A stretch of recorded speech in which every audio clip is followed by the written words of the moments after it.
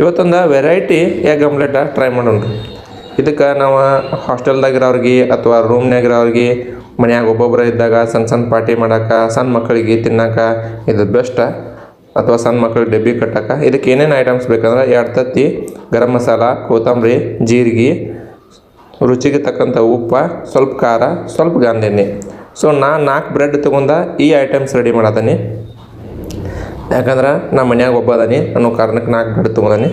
ಆಮೇಲೆ ನಾವು ಮೊದಲಿಗೆ 2 ತತ್ತಿನ ಹೊಡೆದ ಒಂದು ಬಟ್ಲಾಗ ಹಾಕೋಬೇಕು. ಸ್ವಲ್ಪ ಉಪ್ಪು ರುಚಿಗೆ ತಕ್ಕಂತೆ,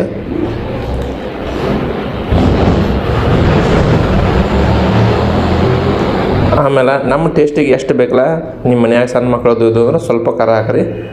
ನಮಗೆ ಎಷ್ಟು ಬೇಕಲ್ಲ ಅಷ್ಟನ್ನ ಖಾರ ಹಾಕೋತಾನೆ. ನಿಮಗೆ ಎಷ್ಟು ಬೇಕಲ್ಲ ಅಷ್ಟು ನೋಡ್ಕೊಂಡು ನೀವು ಖಾರ ಹಾಕೋರಿ.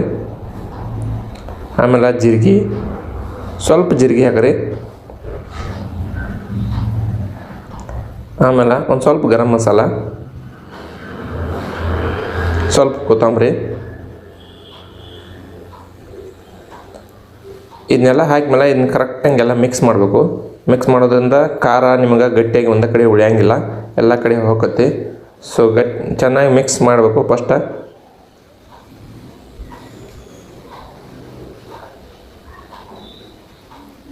ಸೊ ಮಿಕ್ಸ್ ಮಾಡ್ಕೊಂಡ್ರೆ ನಾವು ಇದನ್ನು ದೊಡ್ಡ ಪ್ಲೇಟ್ನಾಗ ಹಾಕೋತೀವಿ. ಯಾಕಂದ್ರೆ ನನ್ನ ಬ್ರೆಡ್ ಅದ್ರಾಗ ಪೂರ್ತಿ ನೆನಿಬೇಕು ಅನ್ನೋ ಕಾರಣಕ್ಕೆ ಅದ್ರಾಗ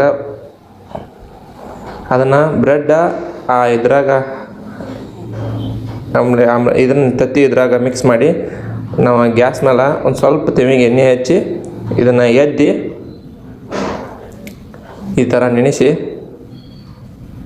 ಆ ಕಡಿಮೆ ಎರಡು ಸೈಡ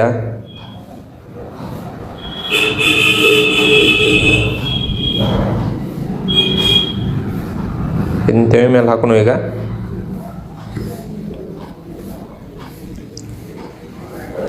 ಎರಡು ಸೈಡ್ ಬೇಯಿಸ್ಬೇಕು. 2 ಸೈಡ್ ಬೇಯ್ತದ. 2 ಸೈಡ್ ಬೇಯ್ದ್ಮೇಲೆ ಇದನ್ನ ಕಟ್ ಮಾಡೋಣ. ಮಿಡಲ್ದಾಗ ಕಟ್ ಮಾಡಿ ಇದನ್ನು ಮಿಡಲ್ದಾಗ ಕಟ್ ಮಾಡಿ 2 ಭಾಗ ಮಾಡಿ ಒಂದು ಪ್ಲೇಟ್ನಾಗ ಇಟ್ಕೊಂಡ ಇದ್ರ ಜೋಡಿ ನಾವು ಕೆಚಪ್ ಅಥವಾ ಟೊಮೆಟೊ ಸಾಸ ಹಚ್ಕೊಂಡು ತಿಂದ್ರೆ ಭಾರಿ ಟೇಸ್ಟ್ ಇರ್ತೈತೆ. ಹಂಗೂ ಸಿಕ್ಕಾಪಟ್ಟೆ ಟೇಸ್ಟ್ ಹತ್ತೈತಿ. ಆದರೆ ನನಗೆ ಕೆಚಪ್ ಹಚ್ಕೊಂಡು ತಿಂದ್ರೆ ಚಲೋ ಫೀಲ್ ಕೊಡ್ತೈತೆ ಅನ್ನೋ ಕಾರಣಕ್ಕೆ ನಾನು ಕೆಚಪ್ ಹಚ್ಕೊಂಡು ತಿನ್ನತ್ತೀನಿ.